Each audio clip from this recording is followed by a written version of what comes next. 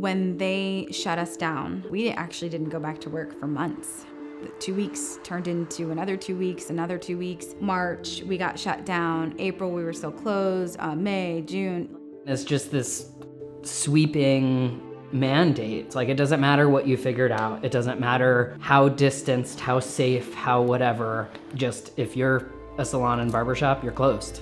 There are public health agencies in every state that operate under the governor. And so these public health agencies always have the ability to take measures necessary to respond to public health crises. The orders that have been issued by governors around the country are quite definitely unprecedented in our history. In fact, there have been previous pandemics, but this is the first time in our history that we have seen governors and executive branch agencies, public health departments react the way that they have. When we're dealing with an emergency like this, we have governors who are operating under emergency power. And so they and their staffs are making the day-to-day decisions about how to balance the interests of the citizens at large and the individuals who are impacted and the businesses who are impacted.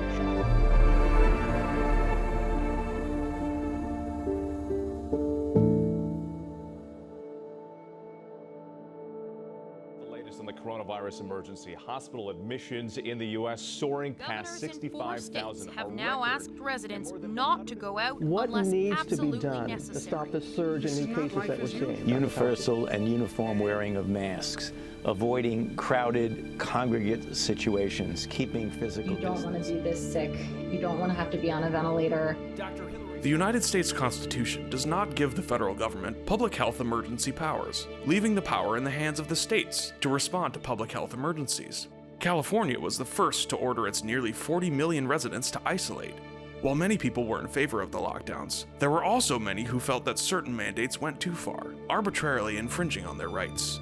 One of these people was Jesse Santiago, one of the two owners of Salon Benders, a hair and beauty salon in Long Beach, California.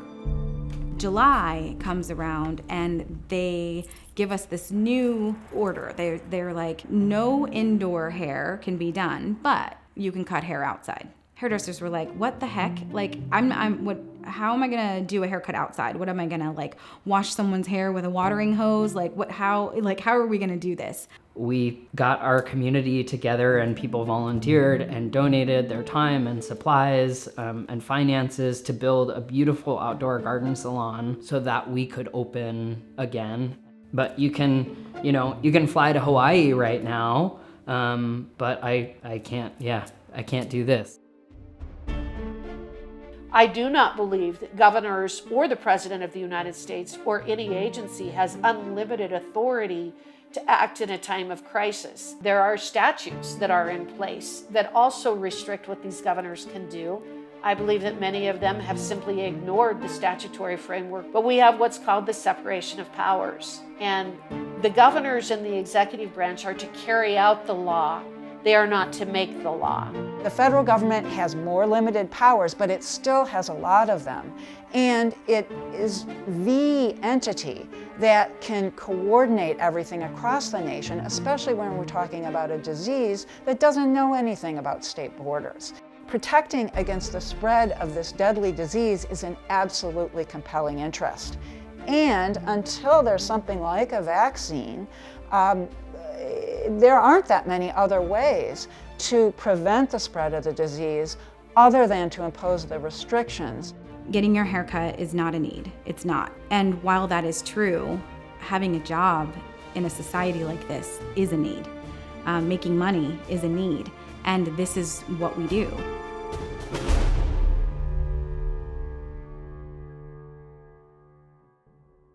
Nearly a year into the crisis, with millions still out of work and businesses permanently closing left and right, even citizens who support extensive safety measures are left wondering, where do they fit into the political decision-making process, and who's advocating for them during these times? When you're dealing with a legislative process and you can talk with your legislators, you have an opportunity to meet with your legislators and you can explain to them why the steps that they're taking to control this are too heavy-handed, why there are other alternatives that are available. But when you have a governor sitting in a Capitol not listening to anybody except a very narrow subset of medical professionals, we're losing our republic and our representative government. I think what we're going to see in the writings and in the things that happen after this crisis is going to be strong thinking and, I hope, action to coordinate what the federal government does with what the states do. The very structure of our government expects that states will be doing things differently because they have different population and different circumstances, but that all the state governors will be working and trying to serve the public interest because that's what they were elected to do. But then COVID comes on the scene and it creates such an emergency in so many different arenas that another statute kicks in, and that's the Emergency Services Act in California, which allows the governor to declare a public health emergency. And so the powers of government then centralize in the governor.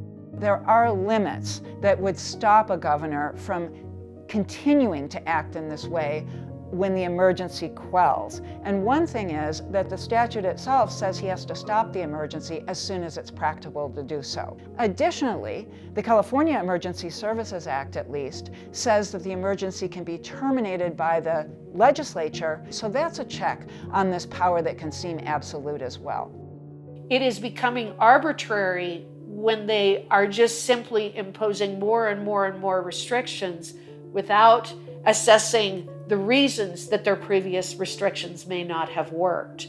The burden of proof should be on the government to prove that whatever restrictions they're going to impose actually work. They have flipped the burden of proof and placed it on the business owners and said to folks like Jesse, you prove that if someone comes into your hair salon, they will not contract coronavirus. The theory of our government is that the states have the power to do this because they can do it different ways. It's called being laboratories of experiment. So California can shut down this but not shut down that. Montana does a different thing, New York does a different thing.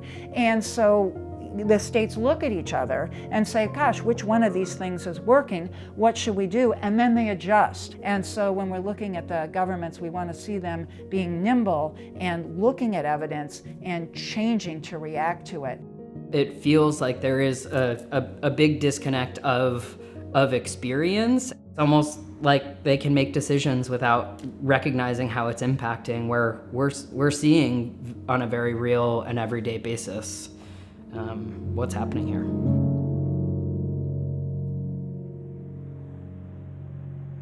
How's everyone feeling?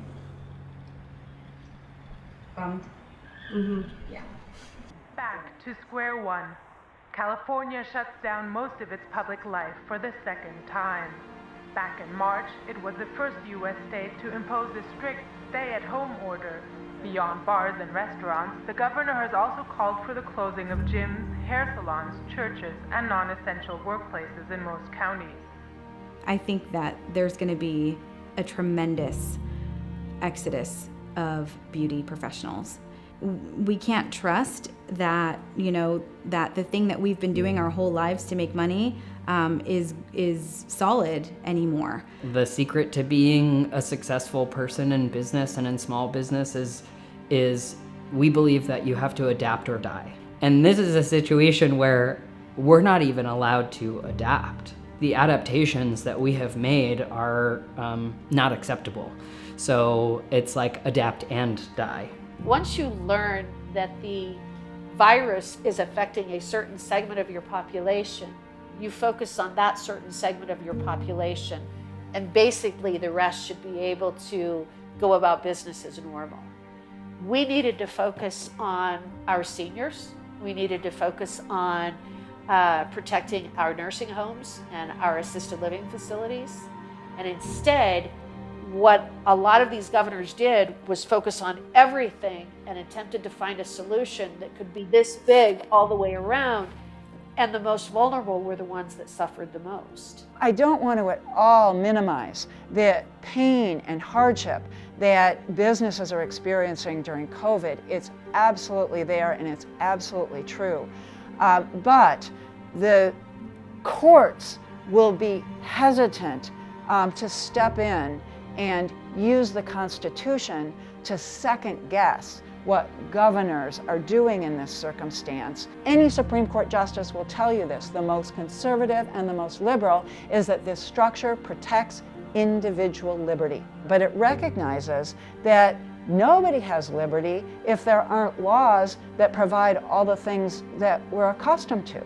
And so the individual rights guarantees, again, are on the outside, and they say the few things that government absolutely can't do. But the reason that they're so few is because governments need to do so many things, and the COVID crisis is an example of that.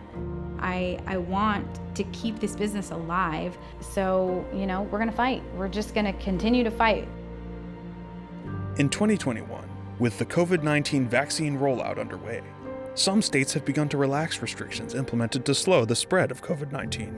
But the debate on how and when states should reopen continues, as well as the debate about how appropriate these restrictions were in the first place.